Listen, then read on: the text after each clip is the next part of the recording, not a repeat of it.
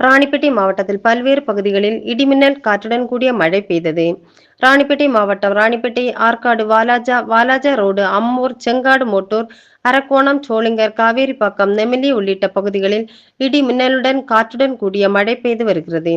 இந்த மழையால் ராணிப்பேட்டை மாவட்டத்தில் பல்வேறு பகுதிகளில் முன்னெச்சரிக்கை நடவடிக்கையாக மின்சாரம் துண்டிக்கப்பட்டுள்ளது. 1 மணி நேரத்திற்கு மேலாக பெய்த மழையால் வெள்ளம் தணிந்து குளிர்ச்சியான சூழ்நிலை நிலவியதால் பொதுமக்கள், விவசாயிகள் மகிழ்ச்சி அடைந்துள்ளனர்.